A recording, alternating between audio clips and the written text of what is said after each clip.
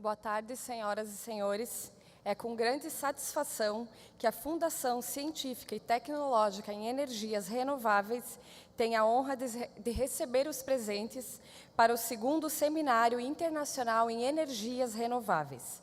Este seminário tem como objetivo promover discussões sobre o atual cenário energético e sobre as perspectivas para a melhoria e inovação das energias renováveis.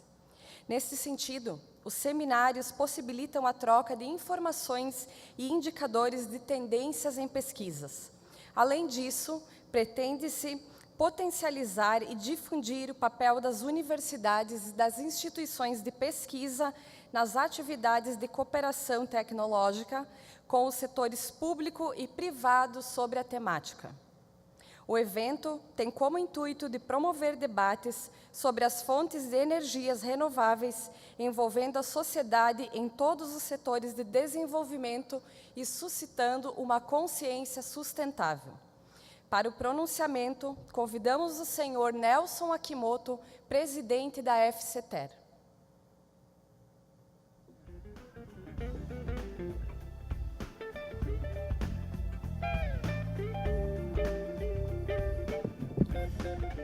Boa tarde a todos. Sejam todos muito bem-vindos. Gostaria de agradecer realmente a presença, porque nós fazemos esse evento pensando em vocês, aqueles interessados, entusiastas, querendo aprender um pouco de energias renováveis, de sustentabilidade, para replicar em suas vidas, nas suas profissões e para impactar a humanidade. A FCTER, uma fundação científica e tecnológica de energias renováveis, foi instituída por empresas aqui de Chapecó e região, e todas as grandes universidades da nossa região, que são as universidades comunitárias e particulares.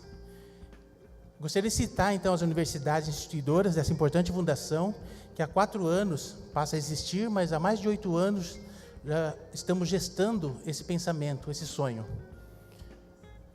Entre as instituidoras está a Uno Chapecó, a UNOESC, a UNIARP e a UNC. E a UCEF como faculdade. Agradecemos muito essas instituições que acreditaram nesse sonho, estão investindo recursos e capital humano para que realmente se torne uma realidade. Agradecemos também as empresas instituidoras dessa fundação, a Fibratec, a Fluxo, a Nord, a Cetric, Zagonel, Rafael Celup e Tiago Davi Arquitetos, que acreditaram também nesse sonho, estão instituindo essa fundação e apoiam elas em todos os seus eventos.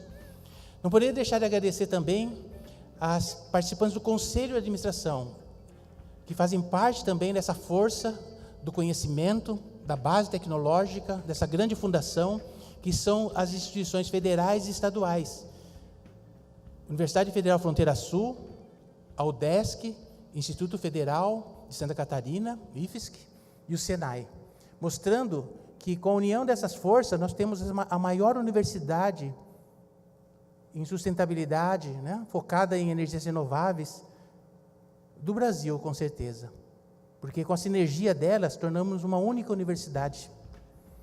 Isso é muito bom, estar na mesma mesa, atrás de soluções, buscando projetos e um desenvolvimento em conjunto. Isso é sinergia. É o grande desenvolvimento do Desbravale. Já ouviram falar isso, Desbravale?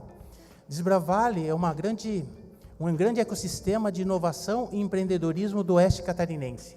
É uma força que une entidades, une empresas, entidades empresariais, para que realmente a gente crie um selo de qualidade, de valores aqui da nossa região. Não só Chapecó, mas toda a região do Grande Oeste Catarinense. Ficamos felizes de poder desenvolver o 2º Seminário Internacional, que está no seu 2º dia, com muito sucesso. Agradeço as inúmeras manifestações, parabenizando a FCTER pelo dia de ontem, e com certeza, hoje será mais um grande dia de sucesso. Estamos também aqui inovando em vários setores, graças ao patrocínio Eu digo sempre que para um projeto ocorrer, esse real, eu preciso de como energias renováveis, por exemplo, eu preciso de uma fonte forte, que é a natureza. Eu preciso de tecnologia para usar essa energia da natureza. Eu preciso de conhecimento para disseminar essa tecnologia e as pessoas aplicarem. E preciso de dinheiro.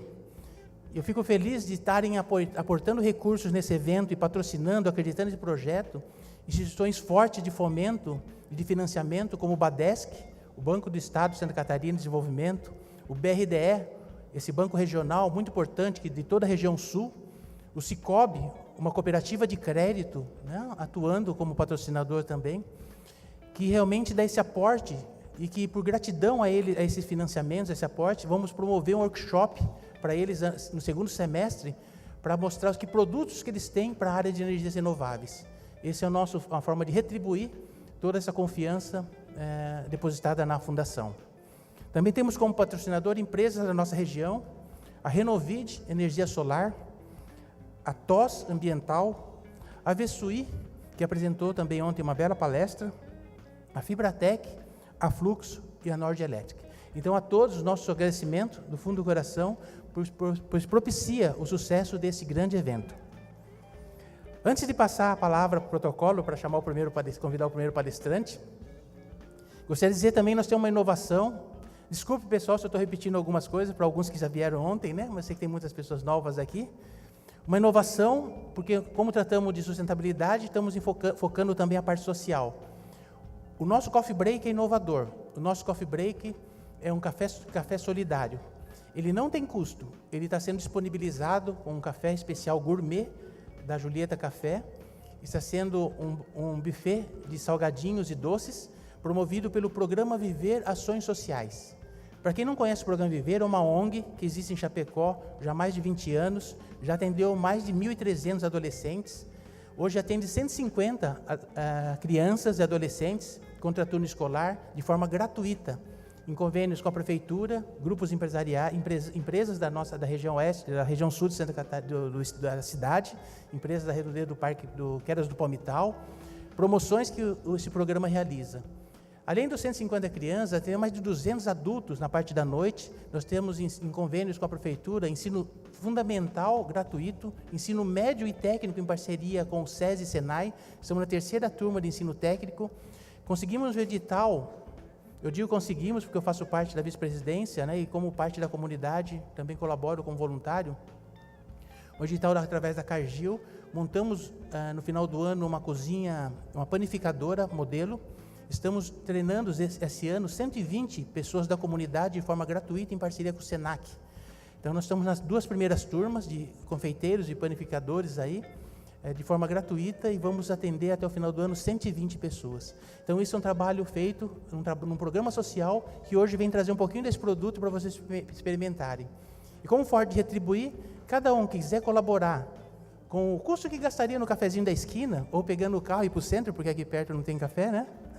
Pode depositar um valor numa caixinha que está ali, como uma forma de colaborar naquele princípio da catraca aberta, né?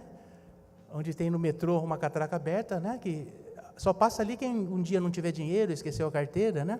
Mas a maioria vai pagar. Essa cultura que nós queremos difundir entre os jovens, entre as pessoas, a gente sabe que é o primeiro, e esse modelo deve replicar em vários eventos aqui em Chapecó. Então, convido vocês depois do Coffee Break a conhecer esse modelo, apreciar, né, e poderem usufruir desse novo conceito e sentirem que estão fazendo também o bem. Muito obrigado. Convido vocês, então, também para a palestra da noite, né? Nós temos agora o evento da tarde, à noite às 19 horas inicia, com 2 palestras internacionais, inclusive nós temos aqui os 2 palestrantes, né, da noite. Gostaria de agradecer muito, né, a presença, participando do evento desde a tarde, né? O senhor Ulrich Zenz, que vai falar sobre estruturas verdes para cidades coloridas. É um arquiteto urbanista, vai trazer vários conhecimentos para nós. E também o palestrante, o professor Dr. Moisés Carlos Tanca, que já está presente aqui, vai falar sobre panorama e comparativos dos regulamentos no Peru, Brasil, Estados Unidos e países da União Europeia, focado nos regulamentos nacionais e internacionais para microgeração distribuída. É um assunto muito atual, né? Nós vimos vários exemplos aqui de geração distribuída, vamos ver durante hoje à tarde, e ele vai trazer comparativos, né, como está sendo aplicado nesses vários países. Tá? Muito obrigado, sucesso nesse evento, né, que aproveite bastante essas grandes oportunidades que foram preparadas com muito carinho por uma grande equipe de voluntários da FCTER. A FCTER, aqui registrar, agradecer, né, a colaboração da nossa funcionária Luciana Maldaner, a nossa única funcionária, e isso não seria possível realizar sem a colaboração de vários voluntários, né? Imagina aí um evento internacional desse porte. Então, agradeço aos voluntários, a diretoria da FCTER, né? Aqui está o Alcides Farias, nosso diretor-geral, né? E outros colaboradores, outros diretores, e os voluntários, que muitas vezes não vou conseguir falar todos aqui, desde os alunos, né, acadêmicos que estão na recepção, porque é o momento de realmente agradecer o sucesso desse evento. Muito obrigado a todos, um bom evento a todos.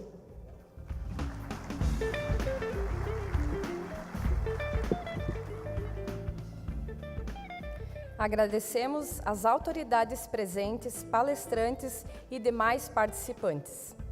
Solicitamos nesse momento que o palestrante José Vitor Castelli Salme suba ao palco. Para apresentá-lo, convidamos o senhor Alcides Farias.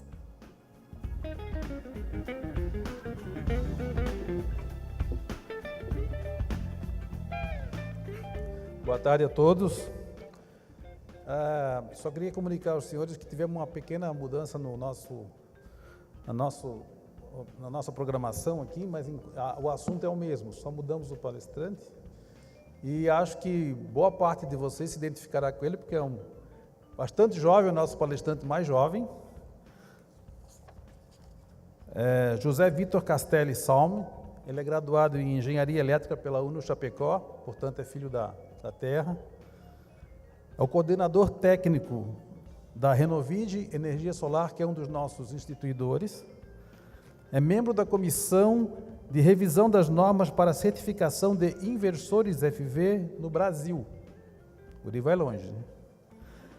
Tem sólida atuação no mercado de geração distribuída, no setor de geração distribuída, e é o palestrante oficial da Renovide de Energia Solar, em eventos nacionais. Por favor, microfones são seus. Boa tarde, pessoal. Tudo bem? Enfim, vou passar um pouquinho para vocês hoje do funcionamento da nossa empresa, da nossa atuação no mercado de geração distribuída e também dos produtos em si que a gente moldou para atender nesse mercado. Tá? Falando um pouquinho da Renovige, a Renovige foi fundada junto com a 482, que a maioria de vocês deve conhecer, né? A primeira norma em si voltada para a GD no Brasil. Então, a Renovige, hoje, ela é formada por essas empresas daqui da região, Fibratec, Nord, Fluxo, Somasul, Thiago Davi Arquitetura, na pessoa física do Alcione Belache, e a Didai, uma empresa que é lá de São Paulo. Nossa missão nesse mercado é suportar a rede de credenciados, né? A gente trabalha com empresas para que elas possam ofertar para os clientes, enfim, a melhor tecnologia em produto e serviço voltado para a geração distribuída. Então, nós atuamos como distribuidores desse mercado, né? Atendemos empresas e essas empresas fornecem esse produto para clientes finais. Quem quer instalar sistema residencial, comercial, industrial, enfim, essas empresas atendem esses produtos. Voltando para nossas parcerias, nossas premissas principais são trabalhar sempre com produtos de primeira linha, contato direto com a alta direção, né, isso é uma premissa do nosso diretor, e também parcerias de longo prazo.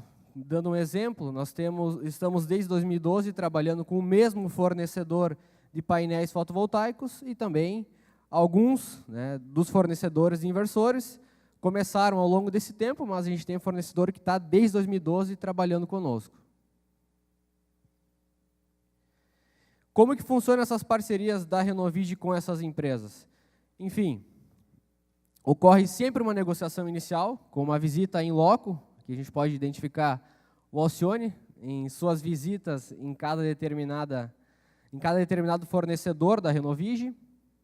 É claro, visando entender como que pode ser essa parceria para ser fornecido no nosso mercado brasileiro.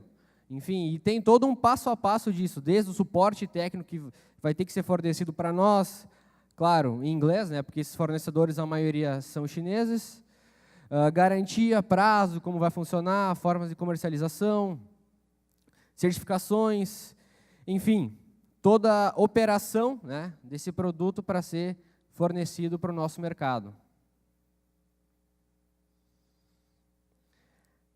Essa é enfim, um selo Procel que a gente recebeu dos nossos painéis, fornecidos desde 2012 no Brasil, né?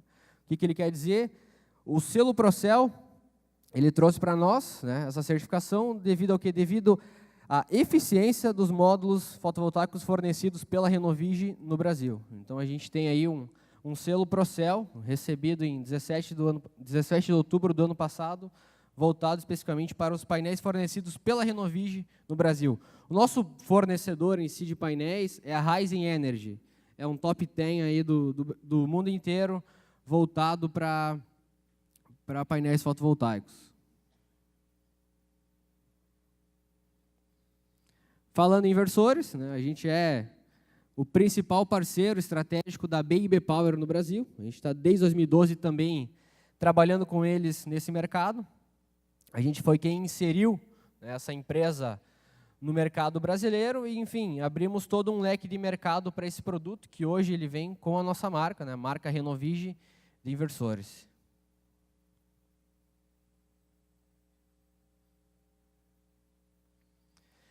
No ano passado, a gente começou um trabalho para que a gente pudesse fornecer produtos, né, produtos voltados para o mercado de GD, porém com a própria marca Renovigi. A gente já vinha trabalhando com a BIB Power, mas a partir desse exato momento, começamos todo um trabalho para buscar um produto que já estava inserido no mercado de GD em outro país, né, e que esse produto pudesse ser inserido, moldado, claro, para o mercado brasileiro.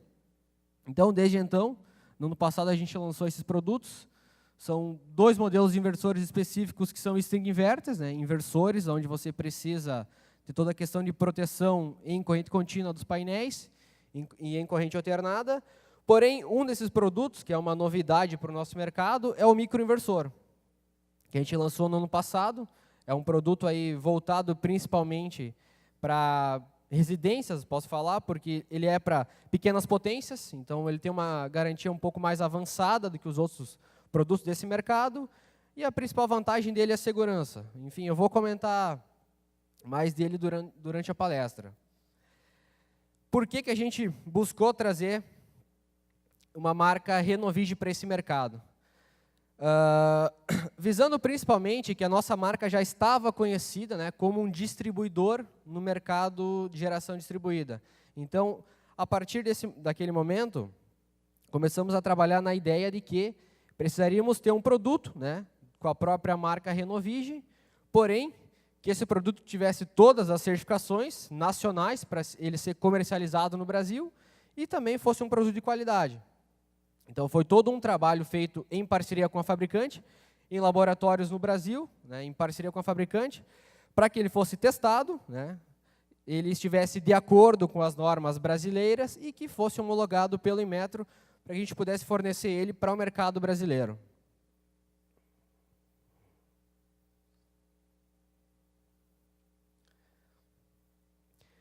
No ano passado, pessoal, participamos também da Intersolar, né?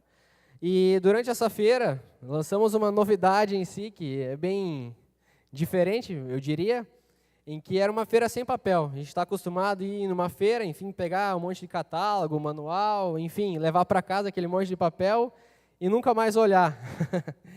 E nesse caso aqui, nós lançamos um aplicativo em que você, com QR Code, você tirava uma foto do QR Code, você baixava um aplicativo e tinha acesso a todos os catálogos dos nossos produtos, né, dentro do teu aplicativo digital, não poluindo a natureza, né, sem impressão, e você podia acessar isso, enfim, mandar por e-mail, enfim, ter acesso em qualquer dispositivo eletrônico. Como que a Renovigi trabalha com os parceiros, então? Principalmente, sempre visando qualidade, produtos de primeira linha no mercado mundial. Tá? Garantia, a gente nunca vai deixar o cliente final na mão, sempre que ocorrer qualquer problema em produto, ele é trocado imediatamente. Flexibilidade comercial, voltada para que quando você tem qualquer projeto específico, né, a Renovigi pode entrar junto contigo nessa parceria, nunca atuando na ponta, mas sempre em parceria com a empresa credenciada. Transparência, enfim, você pode acessar o nosso site e lá você, digitando o número de série de cada painel, você consegue ter acesso a todas as características desse painel durante o teste, antes dele ser mandado para nós, no Brasil. Ops. Customização, ou seja, a gente consegue moldar um produto voltado para cada cliente. Então, cada parceiro credenciado tem acesso a uma tabela em que ele monta um kit fotovoltaico voltado para cada tipo de cliente, ou seja, cada cliente vai ter uma específica demanda, né? Enfim, produto voltado para um tipo de painel, um modelo de inversor, questões de proteção, enfim. Cada parceiro tem a chance de moldar esse kit que a Renovigi pode mandar para o cliente final depois. Programa de fidelidade, ou seja, as empresas que trabalham com a Renovigi, ela tem um programa em que, conforme ela aumenta a quantidade de pontos, ela consegue trocar por produto. Então, dependendo dessa faixa de venda da empresa, ela troca por painel, inversor, enfim, produtos da própria Renovigi. Todos os parceiros têm acesso a treinamento gratuito na nossa sede aqui em Chapecó.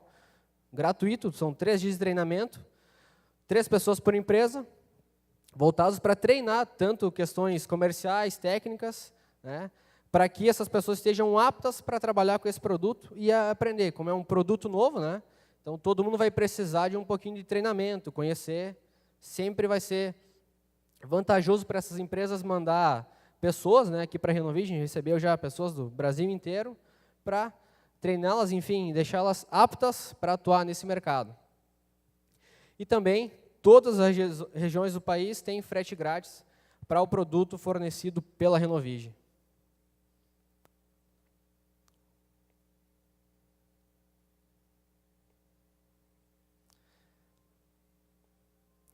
Para esse ano, temos algumas novidades, né?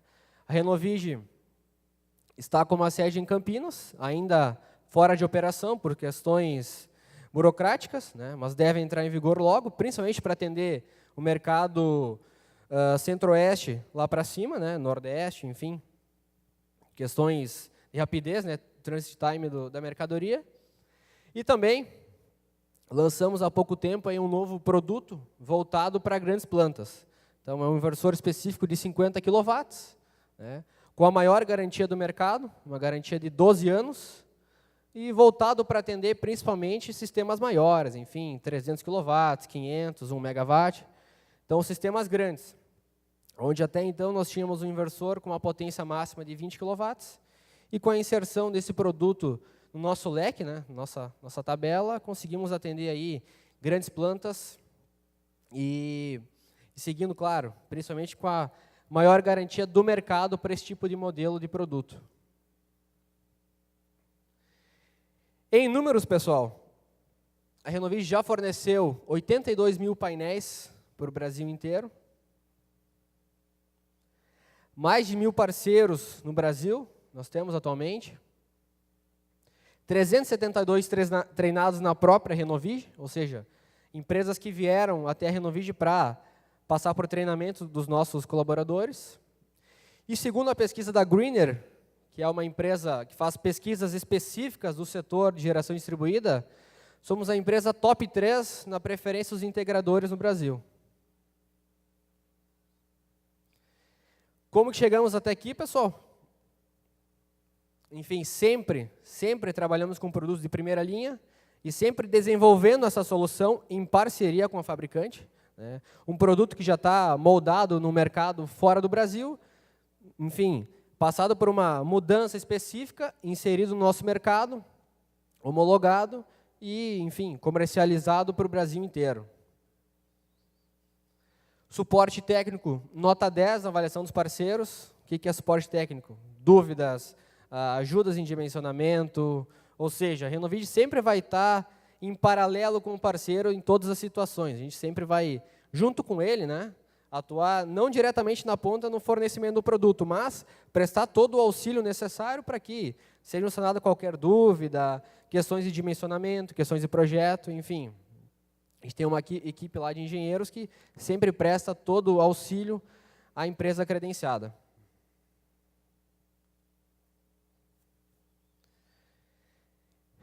MTTR, pessoal, é Minimum Time to Repair. Esse é um indicador que a gente começou a trabalhar durante esse ano, que é o quê? Um tempo mínimo para reparo. Ou seja, alguém ligou para nós, José Vitor, estou com um problema no inversor. Falei, tá, vamos identificar o problema, ver o que é, enfim. O tempo médio para que o problema seja resolvido, o inversor seja substituído na residência, na empresa, enfim, até então, 8,6 dias. Importante frisar que esse 8,6 dias consta o transit time, ou seja, dentro desses dias está dentro o dia que a Renovige colocou na transportadora e o envio desse produto, chegada desse produto, né, na casa do cliente final ou na empresa, enfim. Eu diria que é um tempo muito bom, né, voltado para questões de pós-venda, ou seja, deu um problema no produto na minha casa, no máximo em 8 dias a Renovige já solucionou o problema em parceria com o parceiro cliente final, com a empresa credenciada. Dentro da Renovige, pessoal, a gente sempre frisa pelo respeito. A gente tem uma ideia que é o seguinte: trate como você gostaria de ser tratado. Então, seja isso fornecedor, consumidor, cliente, colaboradores, enfim. E acho que se a gente sempre se colocar no lugar do outro, antes de tomar qualquer ação, enfim, o mundo seria bem melhor. Então, essa é uma premissa que a gente leva no nosso dia a dia, sempre frisar pelo respeito com qualquer pessoa dentro da nossa empresa, fora da nossa empresa, e sempre se colocar no lugar do outro diante de qualquer situação. Voltando um pouquinho, pessoal, para nossos equipamentos, tá? Falar um pouquinho dos nossos painéis e também dos nossos inversores. A Renovige, como eu já havia comentado, ela está desde 2012 fornecendo painéis Ryzen Energy no Brasil. Painéis com certificação em metro, né? A gente trabalha hoje com 2 modelos específicos, com modelos de 320 e 270 watts da Ryzen. E, enfim, vocês sempre vão ter essa dúvida, mas como é que eu sei que o painel é de qualidade ou não? Infelizmente, hoje no Brasil, a gente não pode afirmar que, pelo painel ter uma certificação em metro, ele é um painel certificado e adequado para ser instalado nas nossas residências. Infelizmente, não. Por quê? Porque a norma específica do Inmetro, hoje, ela somente faz um teste de flash test, ou seja, ela traz para ti a condição de potência do painel, tensão, corrente, enfim, através de um flash test. Ela não faz um teste específico voltado para você saber se esse painel está apto para ser instalado em diversos tipos de temperatura, ele não está apto para, ele não faz um teste para saber se ele é resistente a granizo, enfim. Como que a gente sabe, então, que um painel é de qualidade para ser instalado na nossa residência, empresa, enfim? Opa!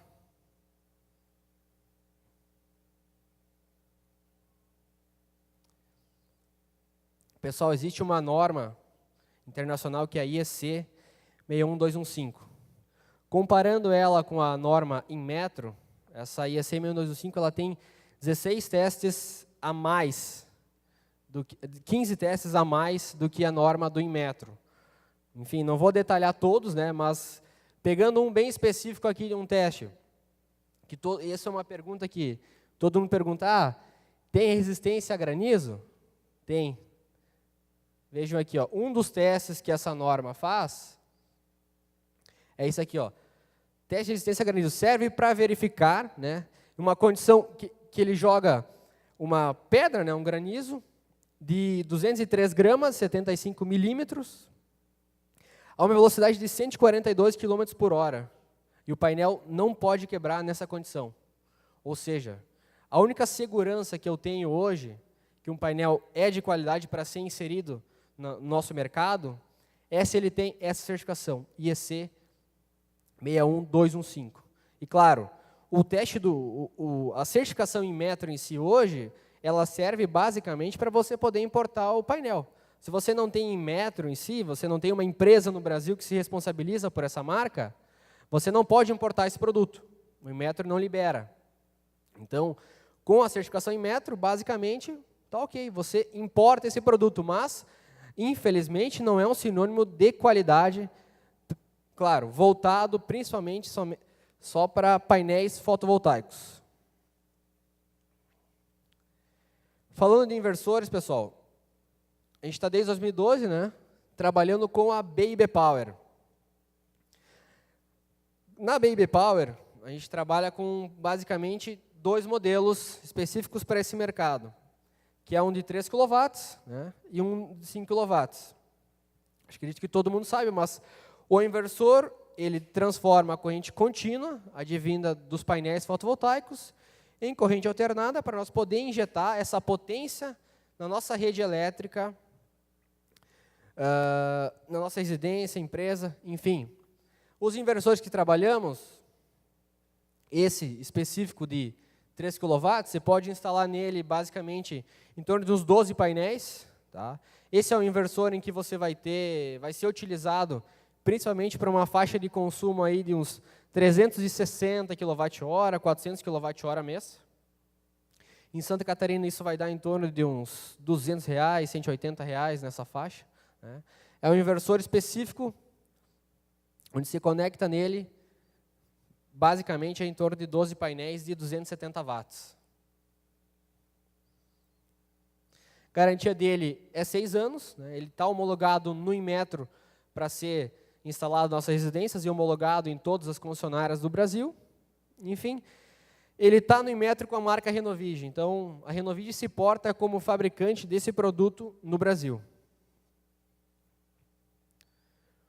Outro inversor é um de 5 kW, modelo 5KTN. Esse inversor é para uma potência um pouquinho mais elevada. Né? A potência dele você pode instalar em torno de 24 painéis de 270 watts. Seria basicamente para um consumo em torno de 600 a 700 kWh mês. Tá? Em reais, podemos falar em torno de R$350 mais ou menos aqui para o nosso estado. Com esse modelo de inversor, você consegue instalar em 2 abas do telhado específicas. Tá? Ou seja, se você não tem condição de instalar somente todos os painéis em um lado específico do telhado, com esse modelo, você consegue dividir por ele ter a opção de ter 2 MPPTs. E o MPPT, para quem não sabe, você sempre tem que manter a mesma condição de todos os painéis conectados no mesmo MPPT. Então, se eu tenho, por exemplo, 2 MPPTs, eu tenho a opção de utilizar um em uma aba do telhado e outro eu utilizo em outra aba do telhado, norte, leste, leste, oeste, enfim. Consigo trabalhar tranquilamente dessa forma. A garantia dele é 6 anos e também está certificado em Inmetro com a nossa marca. Linha Reno, pessoal. Linha Reno é um modelo de produto específico que a gente lançou no ano passado. Né? Esse sim é um produto que foi trazido para o Brasil, a gente foi para laboratórios testar ele, né? Adequar ele para a norma específica de inversores fotovoltaicos no Brasil e conseguimos a homologação deles em meados da metade do ano passado, em torno de junho, julho do ano passado. Esse é um inversor, o modelo dele é o Reno 1500H, tá? É um inversor de 1.500 watts, inversor que basicamente você consegue instalar em torno de 6, 7 painéis, tá? Para um consumo específico aí de em torno de 200 kWh nessa faixa, tá? Um inversor para sistemas bem pequenos mesmo. Garantia dele é 5 anos. Todo o firmware desse produto foi modificado no Brasil em parceria com a fabricante, em laboratório. Ele está homologado de acordo com as normas vigentes. E também homologado no Inmetro com a própria marca Renovige. Outro modelo é o Reno 3000HD, inversor de 3 kW também. A única diferença desse de 3 kW para o que mostrei anteriormente é que nesse inversor a gente tem a opção de trabalhar com 2 abas do telhado também. No inversor anteriormente, você teria que instalar todos os painéis na mesma condição. Ele é utilizado também para sistemas aí em torno de 300 kWh, 400 kWh nessa faixa, né? Em torno de 12 painéis de 270 watts, você consegue instalar nele, ou 10 painéis de 320 watts, tranquilamente. Garantia de 5 anos também, firma modificada no Brasil em parceria com a fabricante e homologado pelo Inmetro, de acordo com as normas vigentes.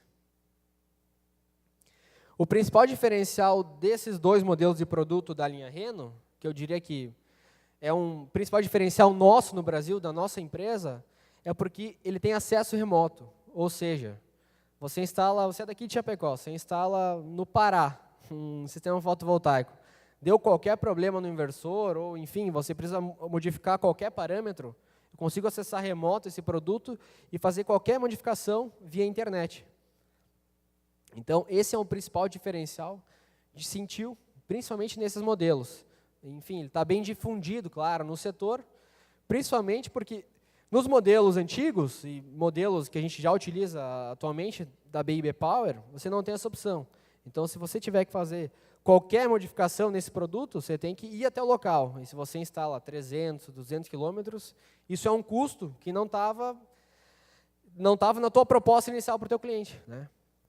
Enfim, com esse acesso remoto, você consegue modificar qualquer parâmetro remotamente através do suporte em si da Renovige. Outro fato é a parametrização do display, ou seja, qualquer modificação, se você não tiver acesso à internet, você faz remotamente no display. Só que, claro, vai ter que ter alguém no local para fazer essa modificação. Você não consegue fazer remoto se não tiver internet. Todos os inversores eles têm sistema de monitoramento. Tá? Esse é o monitoramento específico da linha Reno, onde você tem acesso à economia gerada pelo produto, pelo inversor, economia gerada, energia total, os gráficos diários de potência instantânea gerados, ou seja, isso é bem didático, né, para você apresentar e verificar quais são a energia gerada, a economia, enfim.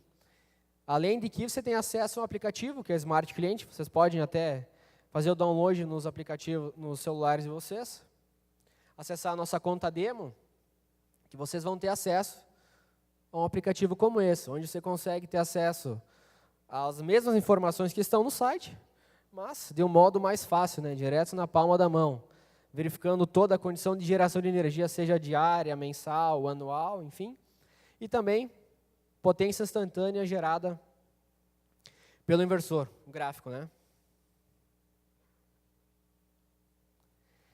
Microinversor, pessoal.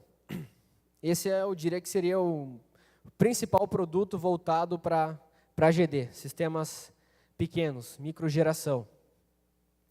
Esse é o Reno 500, pessoal. Reno 500, microinversor de 500 watts. Ele é utilizado basicamente para dois painéis fotovoltaicos, tá? Você consegue conectar nele vários sistemas, né? Então, por exemplo, um sistema de 10 placas, você teria 5 microinversores, cada um ligado em paralelo com o outro, somando essas potências para serem injetados na rede. É um produto novo no nosso mercado, tá? Diria que é um produto que é moldado específico para sistemas pequenos, potências pequenas, né? Principalmente pelo custo dele, mas ele tem vantagens embutidas nisso. Tá? Você molda o teu sistema de acordo com a tua demanda. Então, se você tiver que instalar um sistema de 3 kW, basicamente, você vai ter o quê? 6 microinversores. Se você tiver um sistema de 1000 watts, você vai ter 2 microinversores. Enfim, você molda a quantidade de produto de acordo com a tua demanda. Esse foi um produto especificamente que estava também inserido em um mercado lá fora, que a gente trouxe para o Brasil, homologou ele e, enfim, começou a fornecer para o mercado de GD. Ele entrou no mercado em torno de novembro do ano passado, novembro, outubro do ano passado. Ele vai fixo diretamente no telhado, pessoal. Ele é IP67, tá? Ele é totalmente selado internamente com um silicone em gel.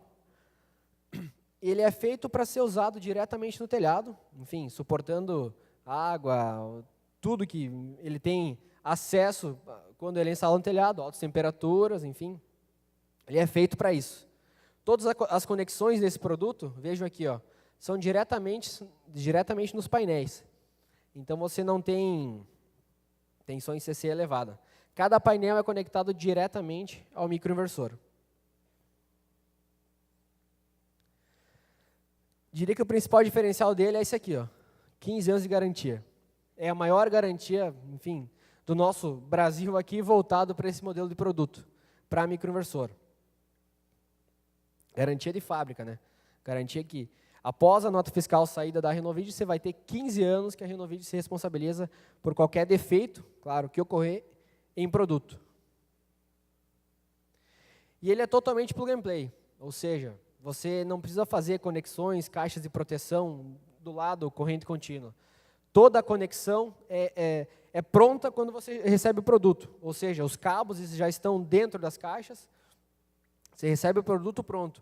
O único trabalho que o credenciado tem que fazer, que a empresa tem que fazer para instalar, é fazer uma proteção em corrente alternada, com disjuntor, DPS, enfim, porque em corrente contínua, todos os painéis são conectados diretamente ao microinversor no telhado.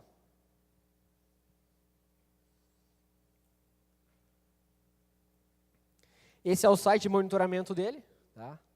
Onde você consegue ver todas as variáveis de geração, dia, ano, mês, potência instantânea, economia, enfim, todas as variáveis do sistema você consegue ter acesso diretamente no site.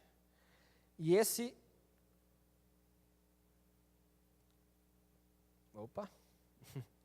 E aqui, pessoal, é a parte do site onde você consegue ter acesso à energia gerada por cada painel. Tá? Pelo Renovige Portal, você consegue saber quanto cada painel fotovoltaico está gerando. Esse é o único sistema que te traz essa informação.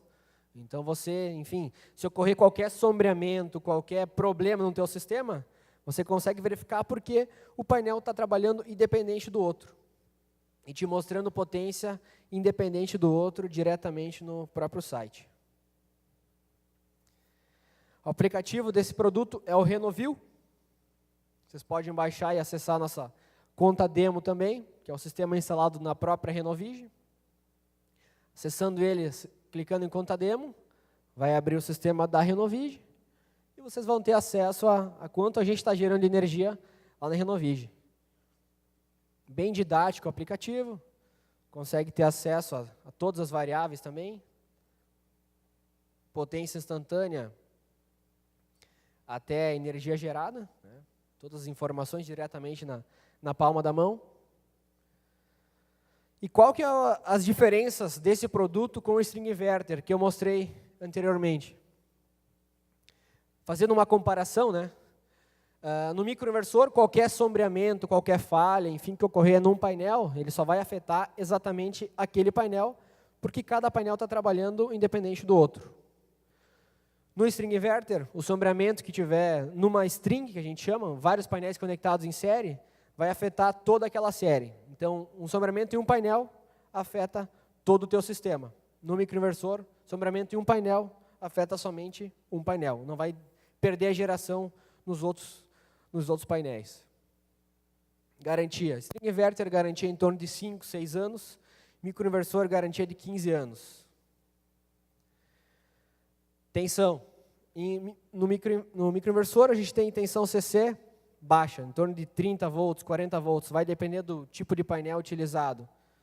Em string inverter, a gente tem elevada tensão CC. Como você conecta vários painéis em série, somando essas tensões, você vai ter que ter uma proteção, você tem uma variável aí que pode dar problema no futuro, que é na caixa de proteção, né, enfim. E corrente contínua, não se brinca.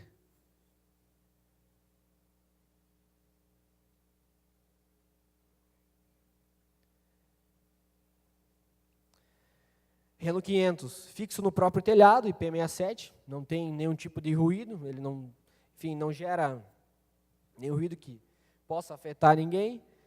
String inverter tem ruído, a maioria dos inversores possuem cooler, então dependendo do local fica meio complicado de você instalar.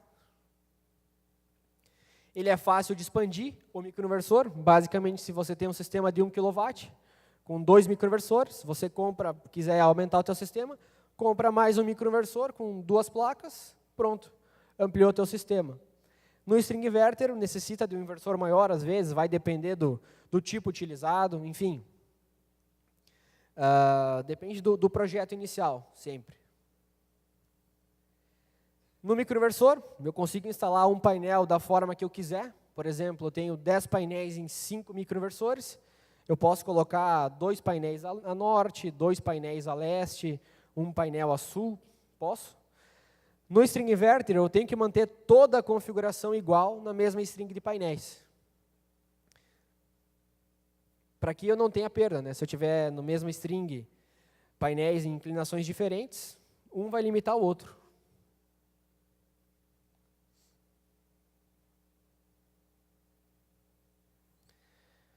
Reno 500, você consegue monitorar a potência específica de cada painel, né? A geração de energia de cada painel.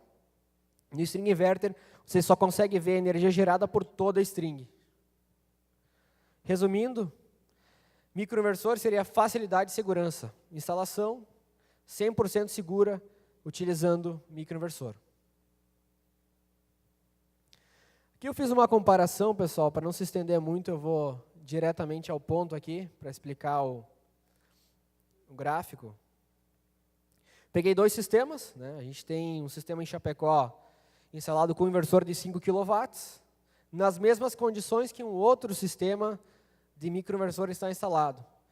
Então, eu fiz uma comparação voltada para qual que foi a geração de cada um dos sistemas e comparei com a potência instalada. Tá? Então, eu fiz uma comparação de kWh gerados por kWp instalados. Comparando em azul aqui o Reno 500 e em laranja o SF5000TL, que é o string inverter, a gente conseguiu sentir uma diferença em 3 meses, nos 3 meses que a gente buscou essas informações, de uma média de 10 kWh gerados a mais por kWp mensal. Isso é um número muito bom. E o que isso quer dizer? Isso quer dizer que o microinversor em si, ele tem uma eficiência melhor do que o string inverter, principalmente pelo fato de que ele trabalha independente por painel. Então, qualquer sujeira, qualquer pássaro que for em um painel, enfim, qualquer obstáculo que você tiver em um painel não afeta os outros.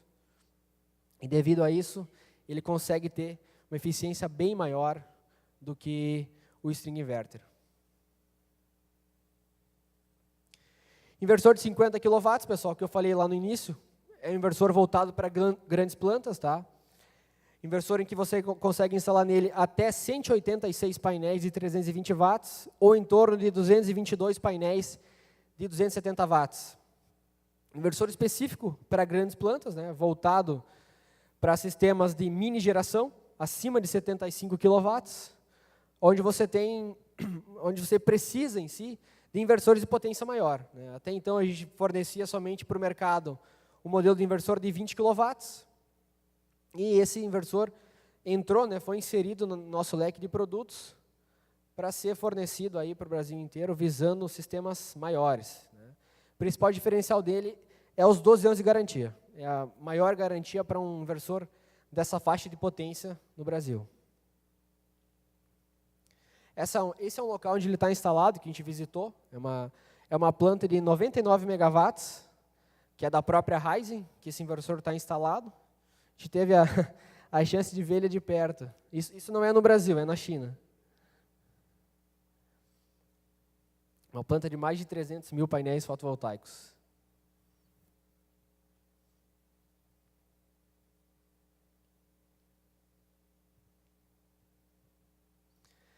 Para finalizar, pessoal, falando um pouquinho de GD, tá?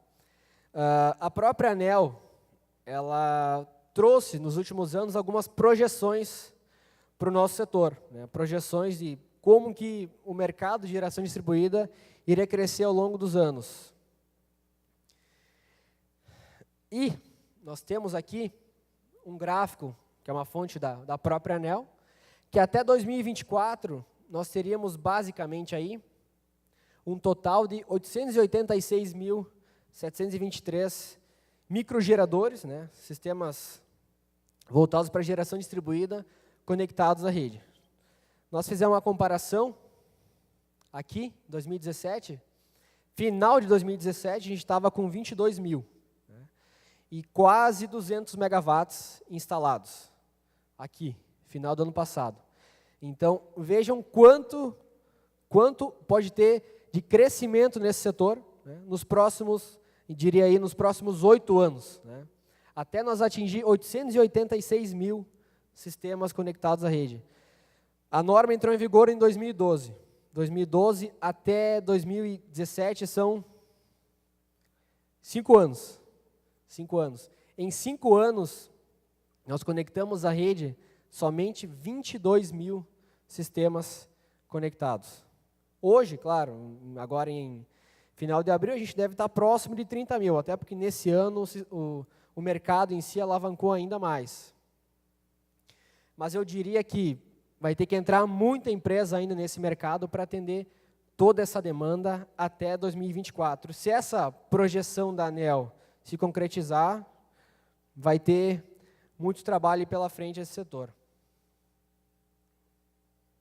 Pessoal, era isso que eu tinha para apresentar para vocês hoje, tá? Se ficou qualquer dúvida, perguntas, enfim, estou à disposição aqui para responder para vocês.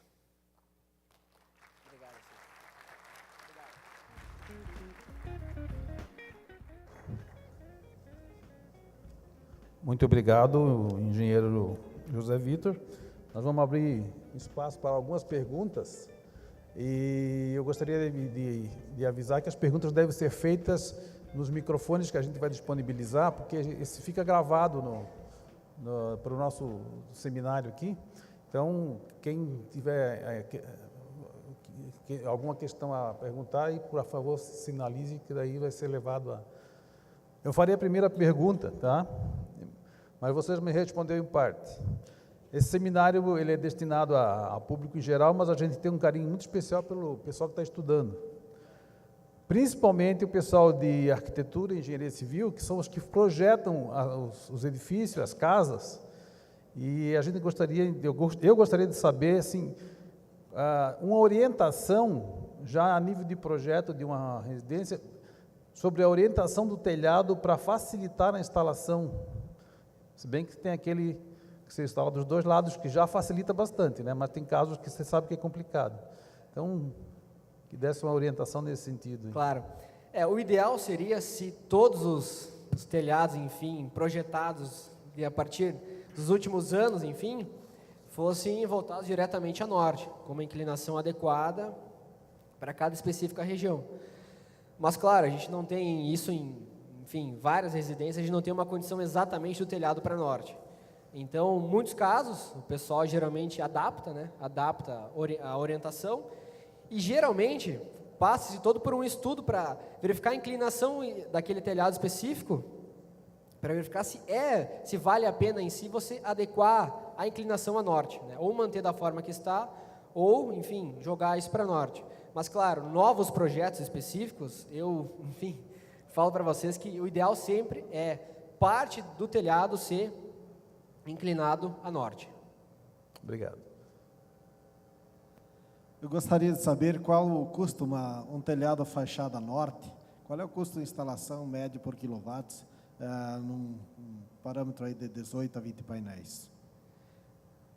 Então, o custo em si, ele segue uma certa variação de acordo com a característica de cada projeto, tá? Mas a gente pode colocar numa faixa, aí, por exemplo, sistemas de 3 kW, sistemas de 12 painéis, por exemplo, em que você tem uma geração específica em torno de 400 kWh nessa faixa, poderíamos colocar uma faixa de valor aí em torno de 17 a 24 mil reais nessa faixa. Mais duas perguntas.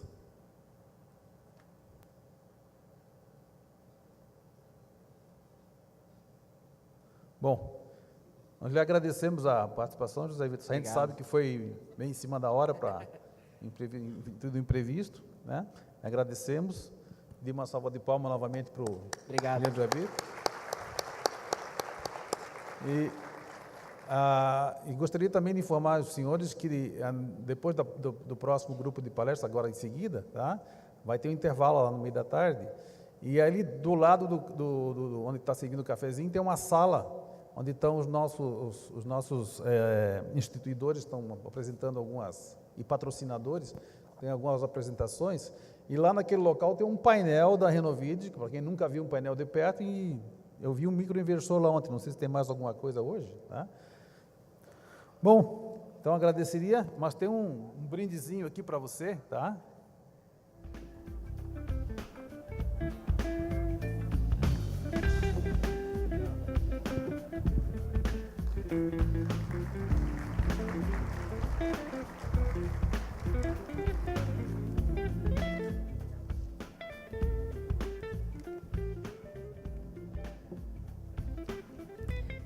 Solicitamos que o palestrante Rodrigo Vito Eduardo Bueno e professora doutora Liane da Silva Bueno dirijam-se ao palco.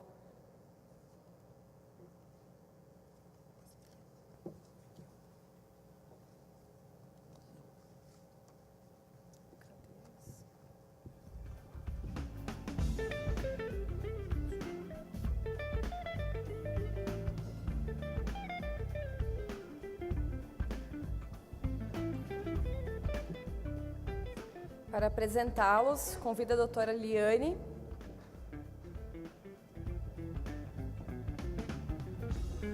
Boa tarde a todos.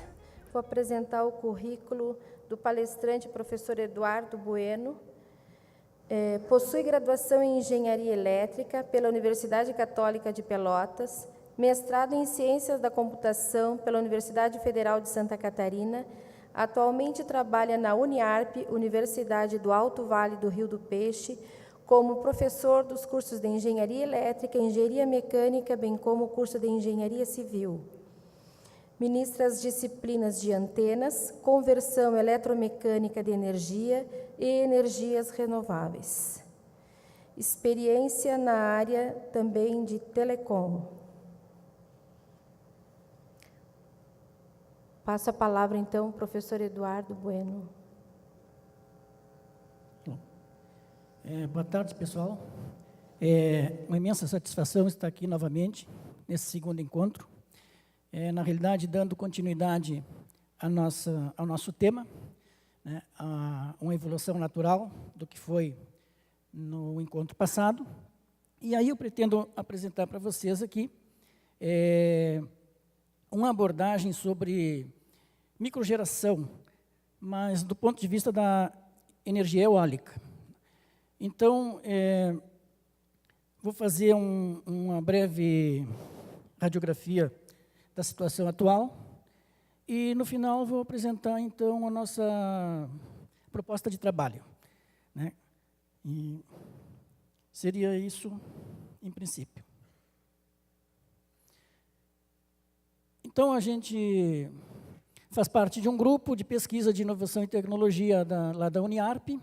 Nós somos um grupo multidisciplinar, ligado à engenharia elétrica, engenharia civil, mecânica e automação. Então, a gente procura fazer um trabalho em conjunto e um trabalho que envolva os alunos desses cursos. Em primeiro lugar, aqui, já foi falado ontem, com grande propriedade, mas fazer um resumo rápido, né, sobre geração distribuída e os conceitos.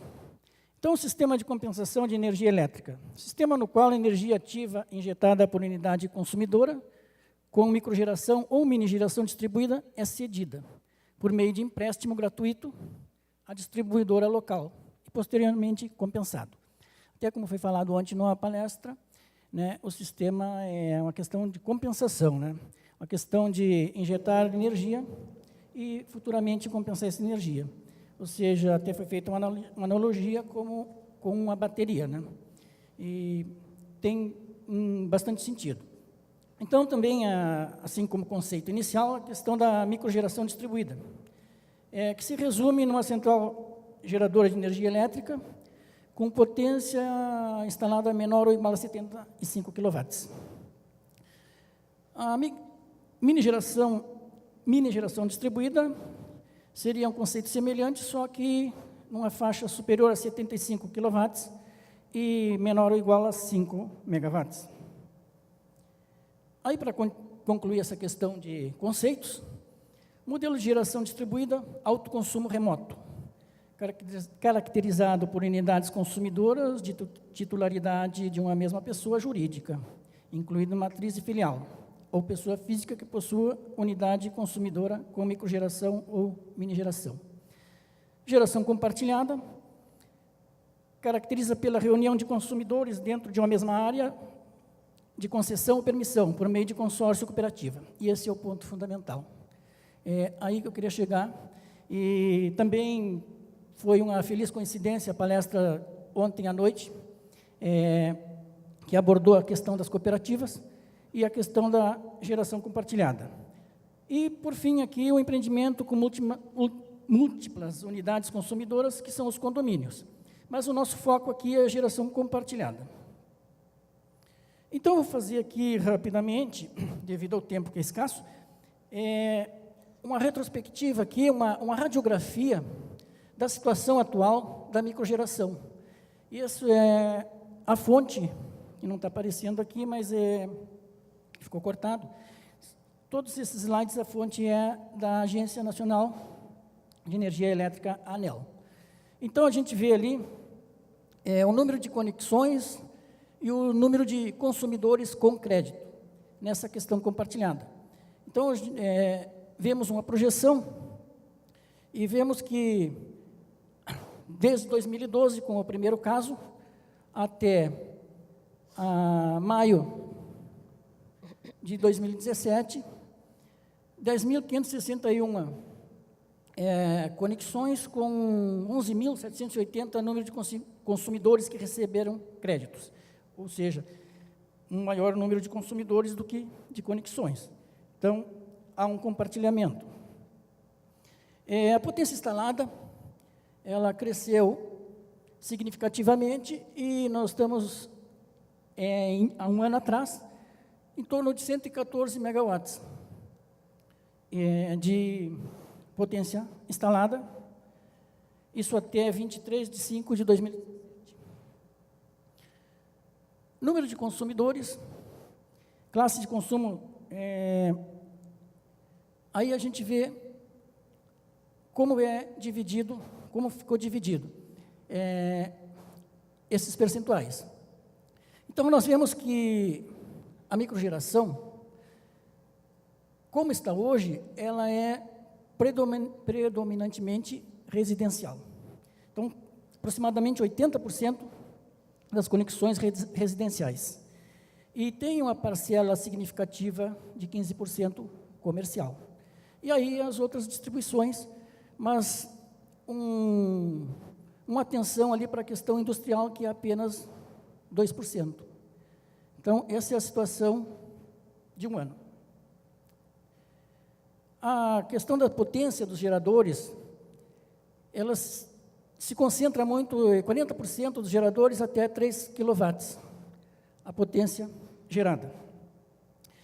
E vai depois 5 kW, 26%, e assim por diante. Vemos também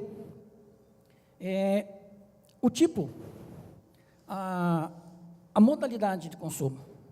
Então, vemos que a geração na própria unidade de consumo é a que é a preponderante ali. Então, nós temos ali em torno de 9.845 casos de conexões com geração na própria unidade de consumo. E também vemos aqui na outra ponta a questão de condomínio, que não tem nenhum caso. Essa é a realidade de um ano atrás. Esses dados são dados da Anatel. Isso é uma radiografia da microgeração. Autoconsumo remoto, muito interessante, é aquela questão em que o parque de geração, os equipamentos de geração estão em um outro endereço, ela possui ali uma quantidade significativa. Agora, a geração compartilhada é muito incipiente. Vemos ali, então, 22 conexões Isso é no país inteiro. Tá? E 122 número de consumidores que receberam créditos. E essa é a realidade até então. E aqui nós vemos aquele, assim, coincidentemente também foi apresentado esse gráfico agora, né? A situação e a previsão. Então, nós temos uma previsão ali até 2024, bastante interessante. Residencial e comercial, 808.357, previsão de residencial, e a previsão de comercial, 78 mil, em torno de 78 mil casos. Bom, mas agora vem um detalhamento, e onde vamos chegar na questão da eólica. Esse detalhamento mostra o seguinte, que solar fotovoltaica, a potência instalada 80 megawatts, e eólica 10 megawatts. Muito, muito pequena a questão da eólica. E ali tem os outros casos, mas vamos aqui focar na eólica e uma certa comparação com a fotovoltaica. E aqui vem um dado definitivo que é o seguinte, na microgeração, em 23 de 5 de 2017, a Anatel mostrava 10.453 casos de instalação solar fotovoltaica e 50 casos eólica, ou seja, muito pouco. E essa, então, é a situação apresentada num trabalho da Anatel. Agora, se dermos um salto para o dia de ontem, a situação era a seguinte, houve um salto na fotovoltaica para 26 mil casos, que era anteriormente 10 mil, triplicou. E a eólica aumentou 4 casos, foi para 54. Nós temos hoje, não posso afirmar hoje, mas ontem 54 casos, 54 instalações eólica. Então a eólica realmente está engatinhando nesse aspecto.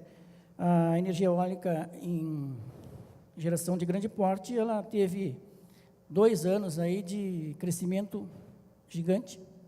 Nós estamos há 2 anos sem crescer praticamente nada, mas em contrapartida aí a fotovoltaica, né, decolou. E a eólica, em questão de microgeração, está estagnada. Então vamos ver aqueles 54 casos, fonte da ANEEL. Nós temos 23 casos residencial, 19 casos comercial, 5 industrial, 5 rural e 2 de governo. E tipo de geração, residencial 42,59, comercial 35, industrial 9, e seus percentuais. Então, apesar de ser muito incipiente, a eólica, ela tem um perfil completamente diferente da fotovoltaica. Na fotovoltaica, 80% era residencial, aqui está em torno de 40%. 15% era comercial, aqui é 35%. E lá era 2% industrial, e aqui temos com quase 10%. Então, os perfis são bastante interessantes, as diferenças nessas situações. A modalidade que tem hoje, 51 casos de geração na própria unidade de consumo, 1 caso de geração compartilhada e 2 casos de autoconsumo remoto. Então, essa é uma situação mostrada pela agência oficial, ANEEL, e é uma situação de ontem no Brasil. É a situação da microgeração eólica. E aqui distribuído pelos estados. Temos ali o Ceará com 23 casos, depois Rio Grande do Norte, 7, Rio Grande do Sul e Paraná, 5, Santa Catarina, 2, São Paulo, 5. Essa é uma fotografia da situação no país, dessa geração. Agora, Num comparativo eólica e solar, são realidades diferentes, mundos diferentes. E nós vemos ali, por exemplo, que na eólica, que é o primeiro caso, de acordo com a operador nacional do sistema, nós vemos ali o fator de capacidade. Mas o que eu quis mostrar com aquele gráfico é que a eólica gera 24 horas. Claro que com grande variação, mas é durante 24 horas. Já a solar é um perfil bastante definido, mas são em torno de 5 horas, dependendo da região do país e dependendo também da estação do ano. Mas ela é uma geração bem mais previsível. Então, isso nos leva a crer que a situação hoje da solar, ela é residencial, ela é definida, os equipamentos, como foi mostrado agora no trabalho anterior, eles já estão evoluídos, embora não sejam nacionais. Esses equipamentos, tanto os inversores quanto os painéis, eles já estão num ciclo de tecnologia dominado, e também a questão comercial, a questão da importação, dos subsídios e todos os fatores, tornaram, então, eles acessíveis ou razoavelmente acessíveis às instalações. Então, hoje é um negócio com um negócio de muitos integradores que estão trabalhando com energia solar no país inteiro. Ou seja, esse negócio está bombando. Enquanto que a eólica, na questão de mini e microgeração, tem uma dificuldade imensa na questão justamente de equipamentos. Não há os equipamentos, os poucos que estão disponíveis são importados. Existe, de fato, iniciativas nacionais de pesquisadores, iniciativa de pioneiros, digamos, de heróis nacionais, né, que estão desenvolvendo microgeradores. Já tem marcas no mercado, mas num mercado que consumiu 54 consumidores. Isso não tem escala suficiente para que se consiga reduzir os preços, reduzir os custos e também investir em avanço tecnológico. Então, a gente vê, numa outra comparação aqui, que o fator de capacidade da eólica está em torno de 40% no Brasil. Isso significa que dessas 24 horas, nós temos 40% de geração plena, o que daria em torno de 3,5 kWp para um consumo de 1.000 kWh mês. Já na solar, esse fator de capacidade é em torno de 14%, ou seja, por causa das 5 horas de sol. E para o mesmo consumo de 1.000 kWh mensal, seria necessário em torno de 10 kWp instalado. Então, nesse aspecto, a eólica é bastante competitiva.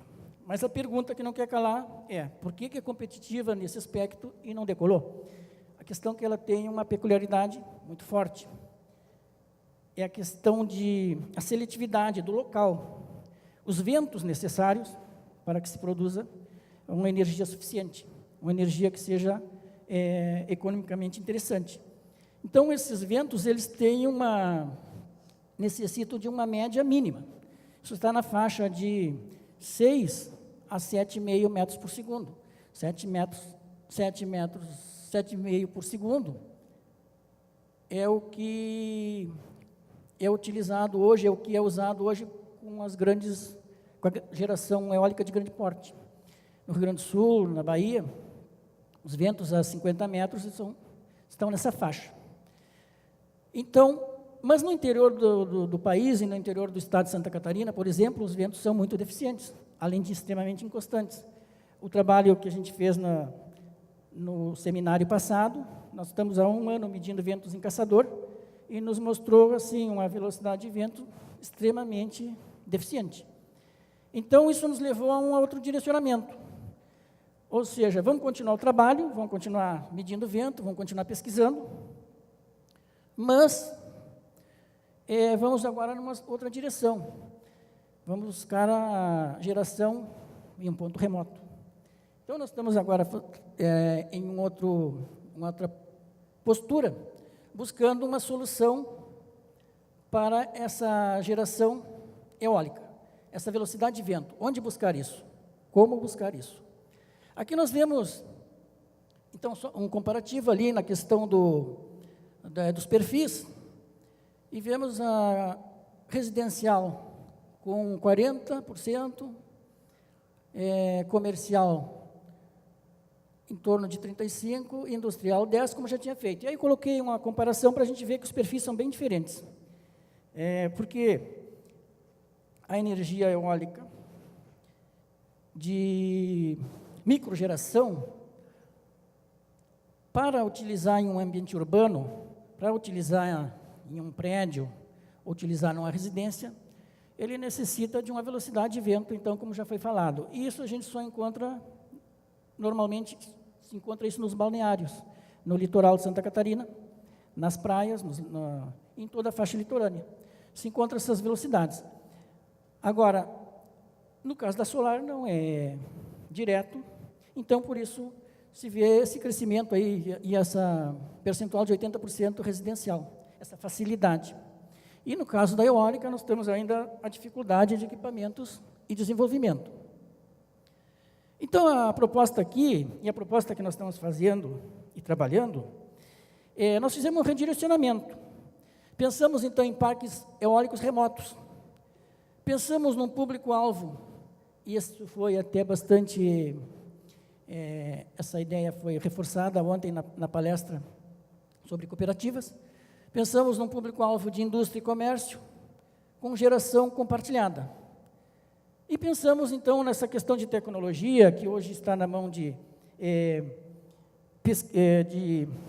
pesquisadores, de inventores, pessoas que têm trabalhado com constante esforço, né? Nós pensamos em nos unir a essa questão. E na questão de tecnologia, a gente vê uma oportunidade de pesquisa, na questão de custo e desempenho dos aerogeradores. E, em função disso, então, a gente está trabalhando num sentido de... nós deslocamos uma das estações que a gente tinha em Caçador, que estávamos medindo já há um ano a velocidade do vento, e fomos para o litoral de Santa Catarina, perto de Laguna, lá em Itapirubá, é um balneário. Estamos medindo a 30 metros de altura a velocidade do vento, que em princípio está na faixa de 6 metros por segundo, o que é bastante interessante para esse caso. Então, esse aí seria o nosso caso de geração remota. Onde é que estaria esse site? Em uma praia, no litoral, onde teríamos ventos com capacidade para geração de energia eólica ou microgeração. Esse seria o caso. Nós temos aqui os dados iniciais e as médias de velocidade de vento durante o ano. Aqui ainda não estávamos medindo com a estação, Esses dados a gente utilizou, então, o site da AWS, Tree Power. Esse site utiliza dados da NASA, e essa empresa é a empresa que fez os mapas eólicos no mundo inteiro, nos Estados Unidos, no Brasil e na Europa. Então, os dados deles são extremamente confiáveis, são dados de satélite, são dados de trabalho de supercomputador, mas pelos dados que a gente viu de Caçador e de outras cidades que a gente que nós colocamos as estações, eles são extremamente fiéis. Então, no primeiro momento, nós já estamos medindo esses dados, e esse seria o nosso local remoto, em que nós vamos trabalhar, mas do ponto de vista acadêmico, né? Tudo que eu estou falando aqui é do ponto de vista de sala de aula e laboratório, com os alunos que são os nossos pesquisadores. Aqui a gente vê, essa foi uma ideia de ontem, que se complementa naquela questão das cooperativas. A OCB, que fez a apresentação ontem, possui a sua versão em Santa Catarina, inclusive em Florianópolis, inclusive eles utilizam, já estão experimentando há um longo tempo, um microgerador. Então, mostra que eles são bastante simpáticos à ideia das cooperativas de microgeração, como de fato eles colocaram ontem. E, por fim, o que isso, para fechar esse ciclo? O site remoto e a tecnologia que nós estamos pesquisando, trabalhando com os alunos, em laboratório de engenharia elétrica, mecânica, automação e civil. Nós fizemos um grupo multidisciplinar e estamos trabalhando, então, na montagem, projeto, desenvolvimento, teste, comparação de geradores, máquinas elétricas de pequeno porte. Isso vem tudo a calhar, porque sendo máquinas de pequeno porte, o custo é baixíssimo. Na realidade, o custo aí é mental, o custo é estudar, o custo é pesquisar, né? O custo é trabalhar. Isso é o segmento do trabalho que a gente vinha fazendo do ano passado. Então, nós estamos testando e projetando e construindo, junto com a mecânica, do curso da engenharia mecânica, as nossas máquinas, os pequenos geradores.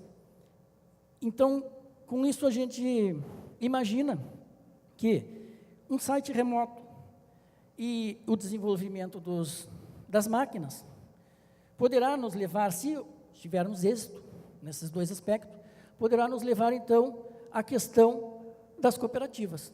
Esse é o nosso próximo passo em relação ao ACB, ou seja, buscar essas parcerias e apresentar esse trabalho. Era isso, então. Muito obrigado.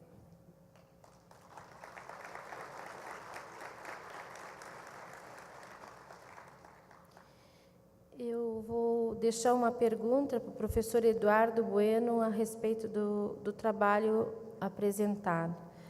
Então, professor, qual seria a contribuição do processo de desenvolvimento tecnológico associado à microgeração para os acadêmicos efetivamente? Bem, a questão é a seguinte, essa é a verdadeira motivação. Tá? A nossa verdadeira motivação é a questão do acadêmico, é colocar ele no laboratório, é ele fazer a pesquisa, ele buscar o subsídio teórico, o acadêmico internar no laboratório e ter a vivência prática. Ele fazer os testes, testar as máquinas, construir as máquinas, e com o resultado disso, independente se as máquinas construídas apresentarem um desempenho melhor ou não do que as importadas, as máquinas comerciais, isso vai nos trazer um ganho de conhecimento para o curso muito grande. Nós pretendemos incorporar na ementa das disciplinas, na realidade, na disciplina de máquinas, os resultados e os procedimentos que nós estamos tendo em laboratório. A ideia, então, é que o nosso aluno vivencie o laboratório, adquira um conhecimento teórico avançado, ao nível de projeto, e também ele adquira a habilidade daquele que é o que constrói, daquele que monta a máquina, constrói a máquina, faz todo o desenvolvimento. Então, acho que esse é o nosso verdadeiro objetivo. Obrigada, então, professor. Eu deixo aberto ao público, se alguém tiver interesse de fazer mais alguma pergunta ao professor Eduardo.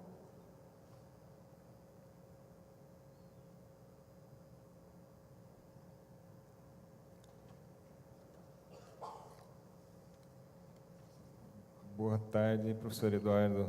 Parabéns aí pela palestra. Como eu também tenho estudos de longa data aí na área eólica, né? Observando ali uma prospecção eólica para geração distribuída, o mapeamento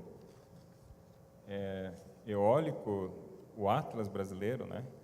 Ele apresenta regiões do Brasil que tem vento, né? Seja a região do Nordeste, Bahia, litoral do Rio Grande do Sul. Então, analisando essa sua prospecção no litoral, eu vejo assim que são velocidades de vento baixos, né? Esse foi no litoral catarinense, foi isso? Eu não.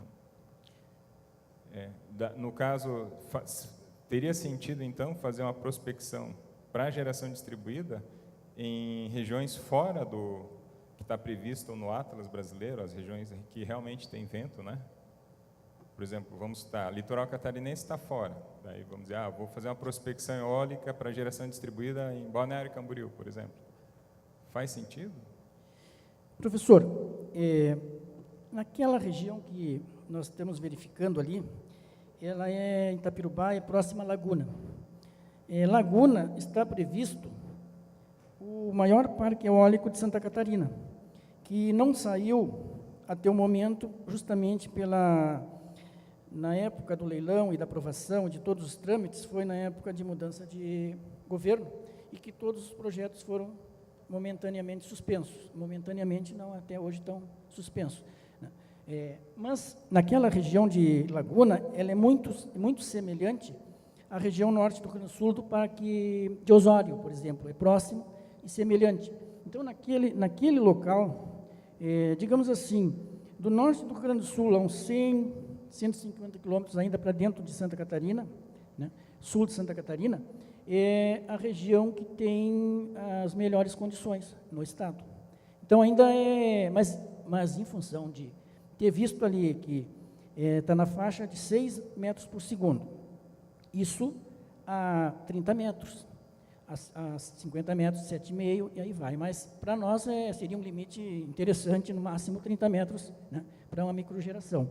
Então, ali, nos parece ser o local em Santa Catarina com melhor condições. Mas, embora assim, nós instalamos uma estação e estamos medindo, né? E vamos ver durante o ano o que vamos tirar de lá. Mas, em primeiro momento, assim, pelo fato dessa oportunidade de geração distribuída, de sites remotos, né, de cooperativas, e pelo perfil Santa Catarina de ser, digamos, o estado da arte em cooperativas, não é verdade? Então, por essa condição, é que se direcionou, então, para esse caminho. Por quê? As medidas no interior do estado nos mostraram ser bastante deficientes. Se a gente verificar o operador nacional, vamos ver o fator de capacidade que é publicado em tempo real, nós vamos ver que aqui em Água Doce e também em Bom Jardim da Serra, Serra do Rio do Rastro, que é outro parque, são os parques eólicos de menor fator de capacidade, menor desempenho do país, né? Então, isso já nos mostra assim, que o interior é muito difícil mesmo, o recurso é muito raro, né? Mas não desistindo do estado, né, nós temos no estado a coisa, né?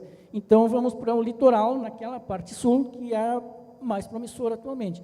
O mapa eólico de Santa Catarina é antigo, é defasado, mas mostra ali que é a região mais interessante.